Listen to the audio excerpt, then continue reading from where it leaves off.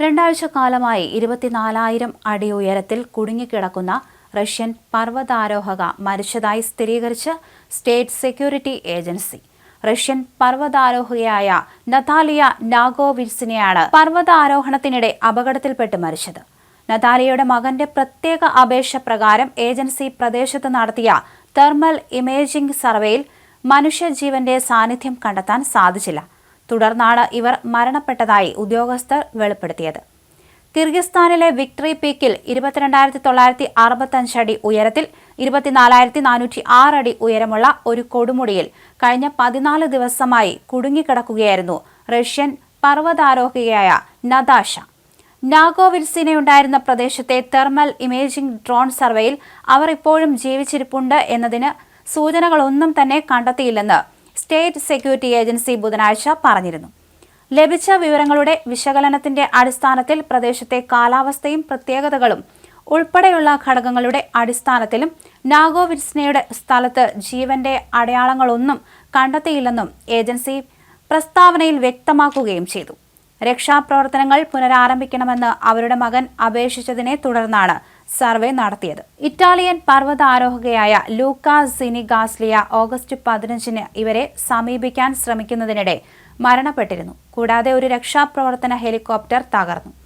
പർവ്വതാരോഹകർ രോഗബാധിതരാവുകയും പ്രതികൂല കാലാവസ്ഥയും കൂടിയായതോടെ മറ്റ് ശ്രമങ്ങൾ നിർത്തിവെക്കേണ്ടി വന്നു. പർവ്വതത്തിലെ ഇത്രയും ഉയർന്ന പ്രദേശത്തു നിന്ന് ആരെയും ഒഴിപ്പിച്ചിട്ടില്ലെന്ന് വിദഗ്ധർ നേരത്തെ തന്നെ വ്യക്തമാക്കിയിരുന്നു. കഴിഞ്ഞ ചൊവ്വാഴ്ച വരെ ഇവരെ നിരീക്ഷിക്കാൻ അയച്ച ഡ്രോണിന് മുന്നിൽ അവർ വ്യക്തമായി ചലിക്കുന്നതും കൈവീശുന്നതും കാണാമായിരുന്നു. കൊടുങ്കാറ്റിൽ തകർന്ന ഇവരുടെ കൂടാരത്തിന്റെ അവശിഷ്ടങ്ങളും ദൃശ്യങ്ങളിലുണ്ട്. ദി ബേർഡ് എന്ന പേരിട്ടിരിക്കുന്ന ഒരു വലിയ പാറയ്ക്കടിയിലാണ് ഇവർ അഭയം തേടിയത്. 13 ദിവസം മുമ്പ് നാഗോവിറ്റ്സിന് ഇവിടെ വീഴുകയും അവരുടെ കാലിന് ഒടിവ് പറ്റുകയും ചെയ്തിരുന്നു. അപകടകരമായ പർവ്വതത്തിന് മുകളിൽ നിന്ന് താഴേക്ക് കൊണ്ടുവരാനുള്ള നിരവധി ശ്രമങ്ങൾ മോശം കാലാവസ്ഥ കാരണം പരാജയപ്പെടുകയായിരുന്നു. കഴിഞ്ഞ വാരാന്ത്യത്തിൽ -30 ഡിഗ്രി തണുപ്പുണ്ടായിട്ടും അവർ ജീവിച്ചിരിപ്പുണ്ടോ എന്നറിയാനായാണ് ഒരു ഡ്രോൺ അയക്കാൻ അധികൃതർ തീരുമാനിച്ചത്.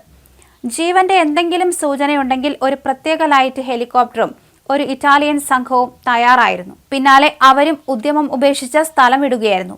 തുടർന്ന് മൗണ്ട് പെബേഡയിലെ രക്ഷാപ്രവർത്തനം ഔദ്യോഗികമായി അവസാനിപ്പിച്ചതായി ഒരു റഷ്യൻ പർവ്വതാരോഹണ പോർട്ടൽ റിപ്പോർട്ട് ചെയ്തു. ഇതിനെ തുടർന്നാണ് രക്ഷാപ്രവർത്തനം പുനരാരംഭിക്കണമെന്ന് കാണിച്ച് മകൻ അപേക്ഷ നൽകിയത്.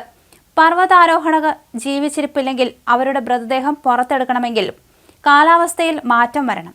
2021-ൽ പർവ്വതാരോഹണത്തിനിടെ നാഗോവിറ്റ്സിനെയുടെ ഭർത്താവിന് 22,638 അടി ഉയരത്തിൽ വച്ച് പക്ഷാഘാതം ഉണ്ടായ സമയത്ത് അദ്ദേഹത്തെ കൈവിടാതെ അവർ കൂടെ തന്നെ നിന്നിരുന്നു.